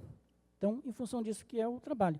Agora, se não tivermos assim um resultado nesse aspecto, digamos, de geração, não foi possível e realmente não foi promissor, o nosso verdadeiro empenho e objetivo é a questão do laboratório, da sala de aula, é a imersão do aluno, né, nessas realidades. Imaginamos o seguinte, um pouco de sonho, na verdade é muito sonho, porque a gente vê, tudo bem, a solar ela está bombando, mas a gente vê que toda a tecnologia é estrangeira, né? Sabemos que se a gente desenvolver alguma tecnologia aqui, com o tempo corremos o mesmo risco, mas o fato de estar trabalhando no laboratório, pesquisando, e os alunos envolvidos, nos leva a crer que o aprendizado será bem mais sólido. E esse é o nosso objetivo. Muito obrigado. Mais alguma pergunta? Aqui.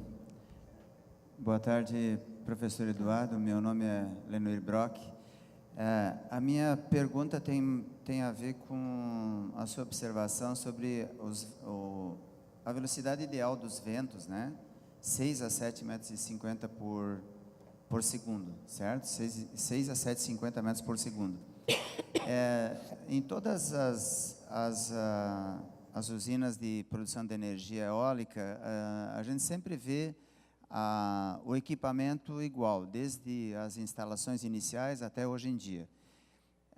A minha pergunta é se nós não conseguimos desenvolver ainda tecnologia para termos APAs que consigam captar ventos com menor velocidade. Por exemplo, talvez 4 metros ao invés de 6, onde a gente possa, quem sabe, então, chegar em lugares onde a velocidade dos ventos é menores e conseguir um resultado melhor na aplicação desse tipo de energia. Olha, aí é uma questão de engenharia, de matemática, que é aquela questão seguinte: o vento vai, digamos, numa região que seja 5 metros, 4 metros por segundo, né? Na fórmula direta da potência do vento, ele é relacionado diretamente ao cubo da velocidade do vento, a potência disponível. E é relacionado diretamente ao quadrado do raio, do comprimento da pá. Então, se nós temos um vento fixo de tantos metros por segundo, o único caminho que temos é o comprimento da pá, é aumentar a pá, até um ponto que seja ainda viável. Então, porque a potência disponível é uma potência teórica, né, naquela área, naquela superfície coberta pelo giro da pá. Então, é algo assim que é matemático. Mas nós temos essa capacidade de aumentarmos a pá e vamos aumentando a potência, vamos tirando mais potência pela questão do comprimento da pá. Mas o grande fator assim que mostra melhor é a questão do vento, porque o vento é o cubo, né, enquanto que a pá é o quadrado. Então, e no vento não temos que ir atrás dele, onde tiver essa capacidade. E, além disso, também tem aquela questão assim que é a constância do vento. Não adianta termos rajadas, porque aí é problemático, né? Aí vamos ter assim, um esforço muito grande na estrutura da máquina, né, de toda a estrutura projetada. Então, a questão é a procura de um vento que tenha uma média e que seja uma média razoável. Esses ventos, em princípio, aqui lá de Laguna, estão na faixa de 7,5, que é o vento que os parques eólicos no Brasil estão utilizando. Aquela capacidade, fator de capacidade ali de 40%, também está relacionado que essas máquinas elas são estrangeiras, elas são máquinas importadas, para uma outra condição de vento. Então, por exemplo, o desempenho nominal dessas máquinas de grande porte, seja a Vestas, seja Acciona, seja a marca que for, elas normalmente elas são projetadas para trabalhar com uma velocidade nominal de 10 metros por segundo. 10 metros, 10 a 12 metros. Então, elas são importadas para cá, que um vento não tem essa velocidade. Então, isso já também cai um pouco. Nesse caso de microgeração, se projetarmos uma máquina especificamente para 6 metros por segundo e alguns mecanismos que façam que a máquina suporte rajadas, podemos ter um rendimento melhor. Mas nós ficamos sempre limitados na questão da velocidade do vento. Abaixo de uma certa velocidade, não temos potência disponível, né, por metro quadrado para ser utilizado. Obrigado. Vamos passar, então, para o próximo trabalho do nosso grupo, professores Caroline de Fátima Esperança e Tiago Borga. Professora Carolina de Fátima, engenheira agrônoma pela Universidade de Alto Vale do Rio do Peixe, mestrado em produção vegetal pela Universidade do Estado de Santa Catarina, UDESC, tem experiência na área de fitotecnia, fisiologia e pós-colheita de pomáceas. Atualmente é professora do curso de agronomia da Universidade de Alto Vale do Rio do Peixe. Professor Tiago Borga, mestre em desenvolvimento regional, especialista em gestão, perícia e auditoria ambiental, Possui graduação em Engenharia Ambiental pela UNC. Atualmente é professor e coordenador do curso de nível superior da universidade, do curso de Engenharia Ambiental e Sanitária. Faz parte também do Conselho Regional de Engenharia e Agronomia de Santa Catarina, o CREA. Tem experiência na área de engenharia ambiental, com ênfase em qualidade do ar, qualidade da água e qualidade do solo. O trabalho que eles irão apresentar é a sustentabilidade através da horta escolar. Muito obrigado, professora Liane. Primeiramente, boa tarde a todos. Gostaria de parabenizar os organizadores do evento. Um evento realmente muito importante na questão do meio ambiente. Parabenizar e agradecer a professora Liane, que foi a grande incentivadora por nós estar aqui hoje. De uma forma muito sucinta, com uma umidade muito grande, a gente vem aqui hoje discutir um pouco do nosso trabalho sobre sustentabilidade através da horta escolar, que não é um projeto inovador, novo, mas cada região ele pode ser adaptado de uma forma que pode colher melhores frutos, melhores rendimentos. No nosso caso, nós aplicamos esse trabalho no município de Caçador, onde tem hoje 77 mil habitantes, aproximadamente, e menos de 8% desses habitantes estão residindo no interior. Por vários motivos, mas entre os principais está a grande região de floresta de pinos e eucalipto daquela região. Então, nós temos até contrapondo a tendência nacional e a tendência catarinense, que tem mais pessoas hoje no interior. Então, nesse sentido, nós vamos trabalhar aqui, falar um pouquinho sobre como que a gente desenvolve esse trabalho das hortas escolares lá. Por isso que a gente trouxe para cá, porque a gente acha que é um grande sucesso no nosso município. No primeiro momento, a gente escolhe uma das escolas. Nós temos 8 escolas municipais lá, e a gente trabalha em todas elas através de convênio entre a Secretaria Municipal da Agricultura e a Universidade do Alto Vale do Peixe. Até um dos motivos de nós trabalhar tanto essa educação ambiental naquele município, que nós somos privilegiados por a nascente do Rio do Peixe, que é um rio que abastece 26 municípios até desaguar no Rio Uruguai, nasce no município de Caçador. E o Rio Caçador também nasce lá. Então, no primeiro momento, o contato com as escolas, um diferencial que a gente faz no nosso trabalho é a análise de percepção ambiental dos alunos, pais e professores. Pais, quando a gente consegue fazer isso, então a gente analisa que ponto que eles têm de conhecimento com o solo, com as hortaliças, com os recicláveis, com esse tipo de materiais, com o meio ambiente, com a água, enfim, nesse sentido. A gente faz aplicação da educação ambiental, em alguns casos, na teoria, e ali a gente tenta colocar para eles um pouco da importância deles trabalhar nas hortas escolares, e, sem dúvida, é um dos trabalhos que posso afirmar que eles mais gostam durante a sua aula. Aí, propriamente, o desenvolvimento da horta, que a professora Caroline vai entrar um pouco mais nesse sentido. E esse quinto ponto, que é a nova análise de percepção ambiental, que a gente percebe o ganho que a gente tem, principalmente nos alunos e também nos professores, onde a gente percebe a evolução desse passo nesse momento. E depois nós temos a manutenção da horta, que isso os próprios alunos fazem com muito carinho e dedicação.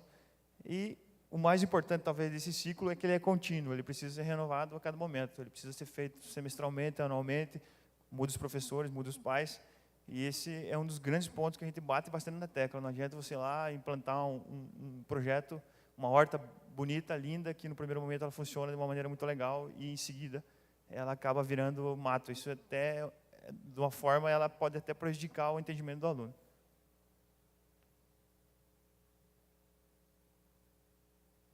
Então, entrando de encontro com o que o professor Tiago falou da parte de sustentabilidade, e por que a gente resolveu trabalhar com a horta escolar. Então, assim, atualmente a gente observa-se que cada vez o contato da criança com a tecnologia se torna maior. Então, a gente observou, através de pesquisas também, que o contato com a natureza vai trazer vários benefícios, como cidadão e na nossa futura geração. Então, segundo os dados do IBGE, cerca de 30% das crianças estão acima do peso e 15% já são consideradas obesas. Então, pensando na parte de sustentabilidade em relação à horta escolar, a gente quis incluir também alimentação saudável, eles produzirem seus próprios alimentos. Então, quais são esses benefícios que a horta escolar vai trazer para essas crianças? Então, ela vai trazer uma percepção natural, que trará muitos benefícios, como a calma, a paciência, respeito, a concentração e a curiosidade e independência. Então, o nosso objetivo, como o Thiago falou, na nossa região de Caçador, que possui aproximadamente 77 mil habitantes, e somente 8% é da área rural, então significa que grande parte dos nossos alunos são da área urbana. Então, por isso que a gente quis introduzir práticas sustentáveis e possíveis de serem realizadas no seu dia a dia, especialmente incorporando a noção da alimentação saudável dentro do município. Aqui nós temos algumas imagens que podem representar um pouco do trabalho que a gente desenvolve lá.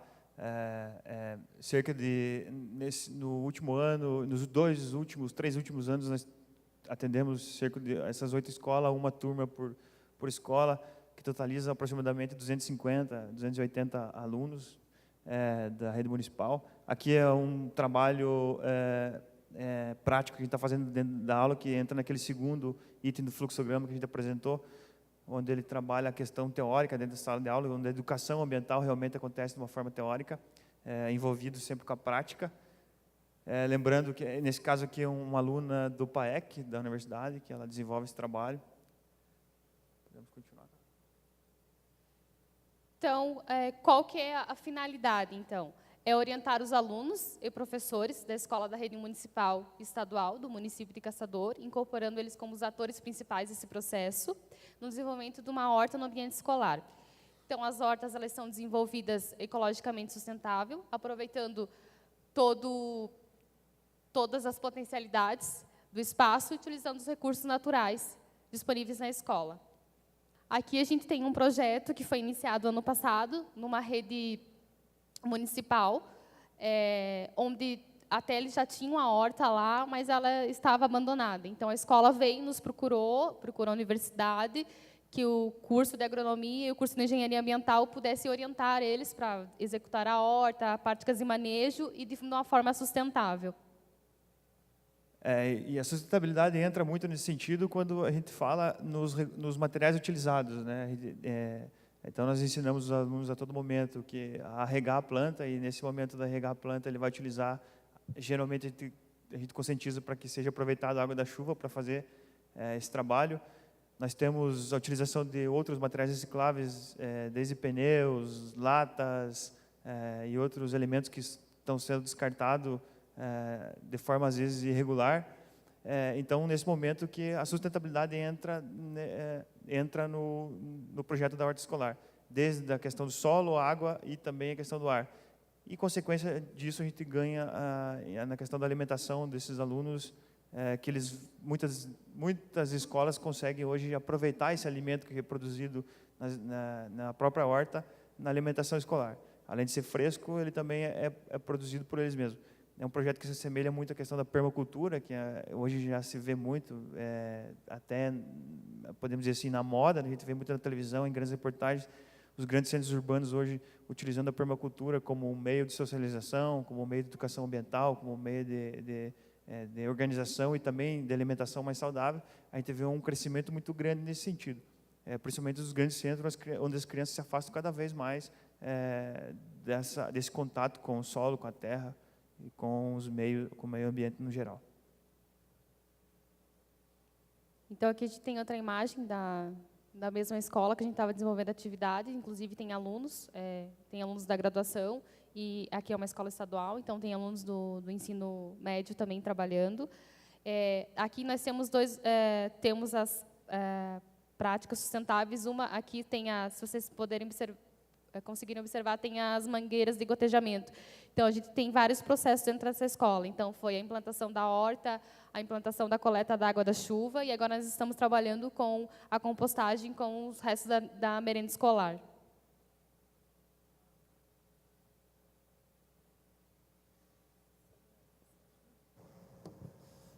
Então, eu vou fazer uma pergunta para os professores. Quais são os princípios sustentáveis adotados na prática das hortas escolares? Então, alguns dos princípios a gente já elencou aqui no trabalho.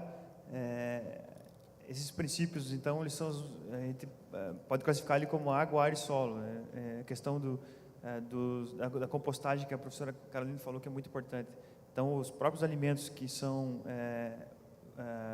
utilizados na cozinha da escola e por próprios alunos, muitas vezes são descartados em aterros sanitários. Isso já a coleta seletiva funciona na escola e o material orgânico é depositado no quintal da escola, onde é feita a compostagem. Mas não vai gerar inseto, não vai gerar cheiro, esse tipo de coisa. Não. A compostagem, se ela for feita de uma maneira correta, seguindo todos os passos corretos de oxigenação, revolvimento do solo e o depósito correto desses materiais, ele não vai gerar mau cheiro e também não vai gerar insetos.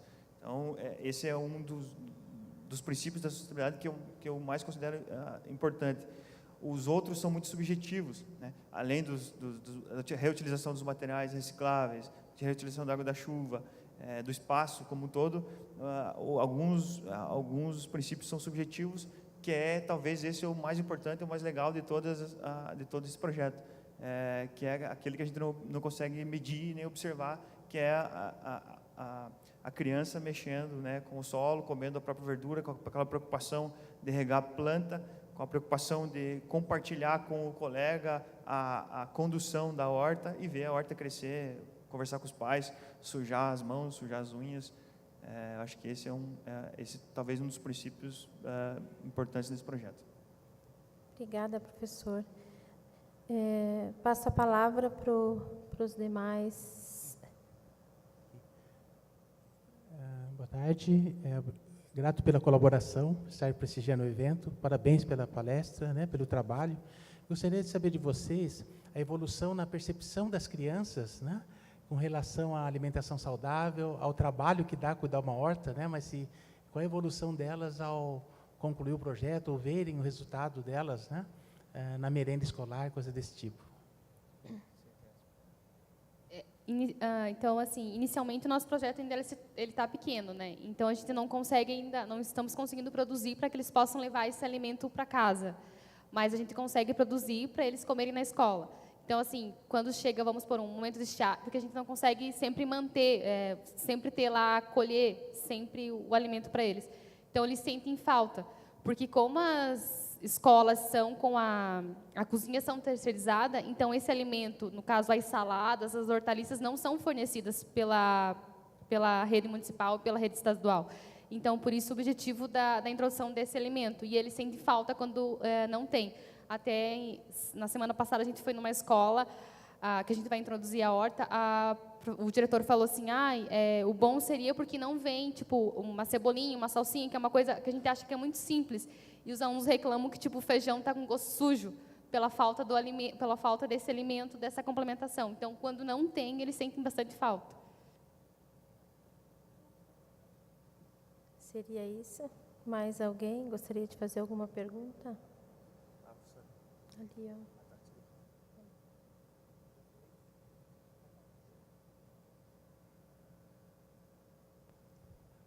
Parabéns, gostei muito dessa palestra, porque eu acho muito importante que a gente comece a ensinar nossas crianças como funciona a natureza.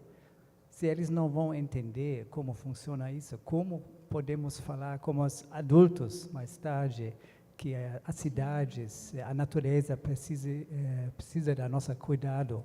Eu vou falar hoje à tarde um pouco sobre isso também, a importância da vegetação, das árvores, das plantas, e precisa começar assim. Em São Paulo, onde eu moro, lá tem um movimento, chama-se Criança na Natureza. Tem várias atividades e sempre esse assunto. Contato com a natureza num jeito lúdico para as crianças, e desse jeito um pouco mais ensinar como a natureza funciona. Parabéns mais uma vez. Gostei. Obrigado, professor. Eu gostaria de aproveitar um ganchinho aqui sobre... eu acredito fielmente nisso também, que através da criança a gente consegue ter um ganho muito maior na questão do resultado final. Através das crianças a gente consegue, eu acho que conscientizar pais e professores. A gente observou muito isso. Alguns pais não gostam porque ele chega com a roupa suja em casa no dia da horta escolar, mas isso faz parte do processo. Mas eu acho que ao momento que o aluno ele tem essa educação ambiental, ele tem essa percepção alterada sobre a questão do meio ambiente, natureza, alimentação saudável, e ele senta na mesa com o pai, com a mãe, com os avós e fala sobre isso, eu acho que a sensibilização que acontece nesse momento é muito maior do que o pai assistir uma televisão, ler um jornal ou ir numa palestra sobre educação ambiental. A gente acredita muito nisso e esse é um dos objetivos. Obrigado, professor.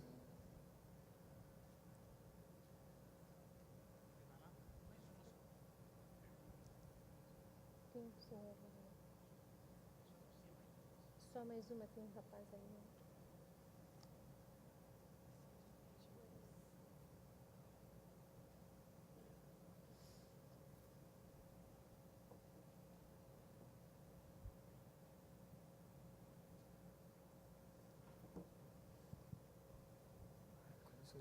Parabéns, meu nome é Mark.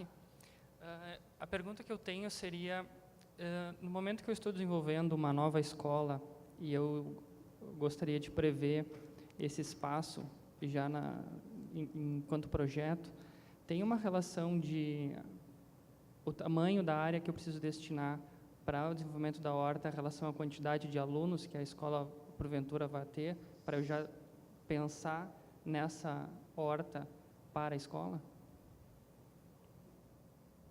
Na verdade, a gente sempre observa tem escolas que não têm espaço, então a gente improvisa. Se tiver uma floreira, a gente faz na floreira, por exemplo, divide parte de jardim com parte de horta. Então, a gente visitou algumas escolas, que são mais 4 escolas que nós vamos introduzir o projeto. Então, tem escolas que a gente vai conseguir produzir uma horta de dimensão de 5, 6, 7, 8 metros. Só que, como trabalha todo voluntário entre a academia com a escola, então a gente precisa convidar aqueles alunos. Então, a gente quer que não que seja uma obrigação deles estarem fazendo aquela atividade. Então, depende muito de quanto deles vão ter interesse em desenvolver a horta. E isso vai em relação ao tamanho que tem na escola mesmo. Porque quando a gente jogou a ideia do projeto nas escolas, todas as escolas têm interesse, mas muitas não têm espaço. Então, o pequeno espaço que tem ali, que a gente consiga trabalhar a parte de sustentabilidade com ele, a gente está desenvolvendo. Pode ser uma horta de 2 metros com uma horta de 10 metros. Então, a gente sempre está tentando trabalhar dessas duas maneiras com os alunos. Ok, obrigado. Obrigada, então. Então, o nosso último trabalho do grupo seria a sustentabilidade na formação do conhecimento do curso de Engenharia Civil. Esse trabalho está sendo apresentado em forma de banner na sala anexa, no hall aqui do Centro de Eventos. Então, gostaria de agradecer a participação dos 3 professores do nosso grupo, com imenso prazer que a gente pode contar com esses professores bem intencionados, voltados na formação por excelência dos nossos acadêmicos, né? Com essas atitudes sustentáveis, tanto em projetos de energia eólica, projetos dentro do curso de Engenharia Ambiental e Sanitária e Agronomia. Muito obrigada a todos.